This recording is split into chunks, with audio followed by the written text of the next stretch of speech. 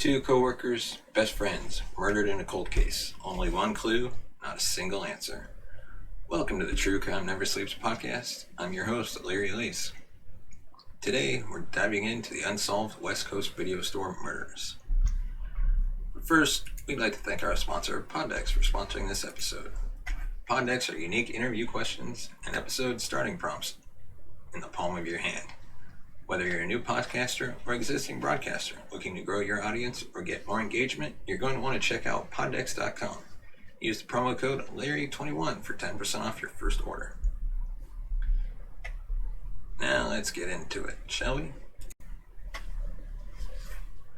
Most cold cases have at least a slim chance of being solved due to having a source of DNA evidence to match or the murder weapon found. However, the possibilities for a particular cold case to get solved get that much harder when there is no known motive, no person of interest, or suspects named or murdered weapon discovered. What if the only key to closing the case was a tiny piece of DNA evidence, of which a match is yet to be established? That's the current reality for one particular cold case involving the double murders of two best friends and co-workers in 1993 at their place of work, a video store.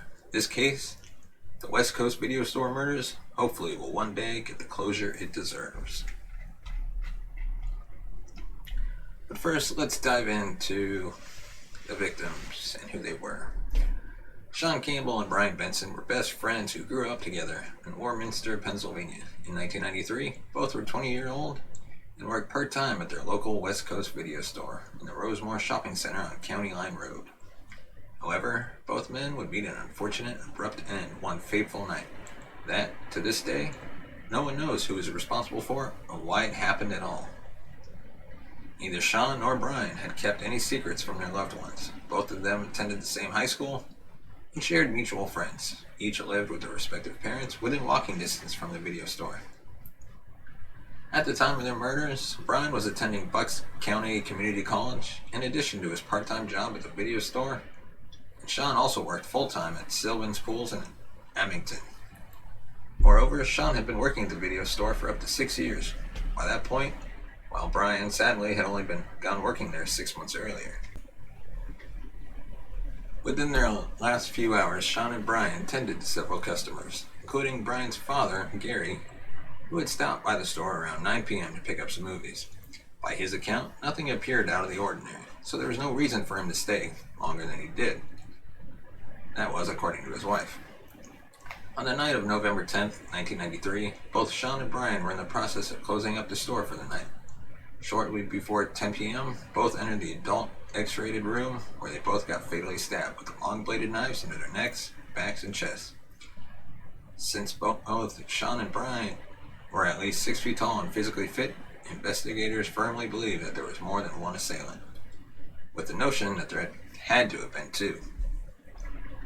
Despite being stabbed repeatedly, both put up a good fight, as evidenced by the defensive wounds on each of their forearms during the autopsy. Though the motive was initially suggested to be robbery, the fact that the assailant or assailants only took $300, not including any of the cash in the register, or either victims' wallets, has cast doubt on this.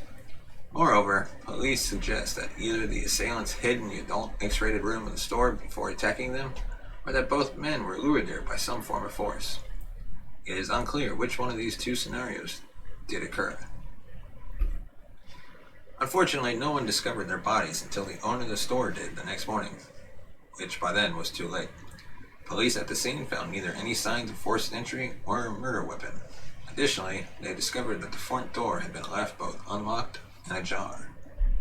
Furthermore, detectives discovered that someone had cut the wire to a security camera aimed at the cash register. Even more frustratingly, investigators quickly determined that cutting the cord to that security camera would not have made a difference at all, since the security camera was not working at the time. The reason for this was because the security camera did not activate until after the store was locked. Though the police concluded that two assailants responsible trying to identify them proved challenging. Interestingly, one clue they did find was a gold half-inch fake diamond stud earring, which they found on the floor between the bodies. It had ripped off during the ensuing fight between one of the boys and their assailants. Subsequently, DNA was collected from the earring in the form of tissue and blood. However, despite the DNA obtained from the stud, any matches from it have yet to be found. And now let's dive into the aftermath of this horrific double murder. 2 years after the murders, according to a 1997 news account, a jailhouse snitch named John Hall started calling Seann's family from prison. He made claims that a fellow inmate serving a life sentence confessed to the double murders. However, investigators were able to determine that his allegations were frustratingly made up quickly. Additionally, that same year, a partially rusted knife was found behind the Rosemore Shopping Center. Although the police had the blade tested, it did not yield any evidence. The murders left both families and their community reeling from the double tragedy. As a result, they raised $52,000 for information leading to the arrest of those responsible. However, the case remains unsolved to this day. The identities of those responsible remain unknown. Over 20 years later, while both families have moved on as best as they could from their tragedies, they remain haunted by their losses whenever they encounter new people or when new neighbors move into the neighborhood and ask about their remaining kids.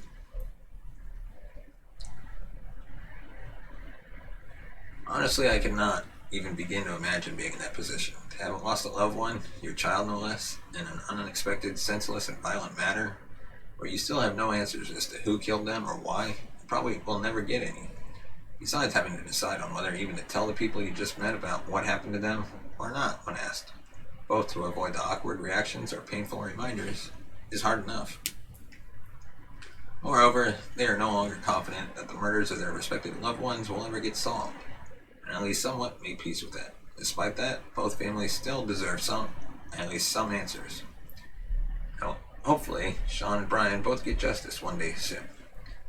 If anyone out there knows even the tiniest, seemingly insignificant clue to who killed Seann and Bryan, please contact the Warminster Police Department at 215-443-5000. The phone number will be in the description.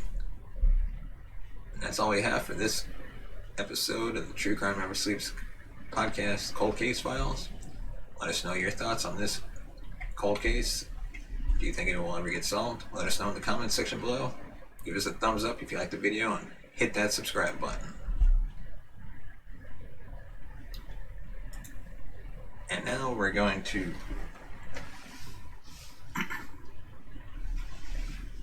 pick a card from the Poddex True Crime deck. And the question is, who do you believe was the most violent serial killer? And I would have to say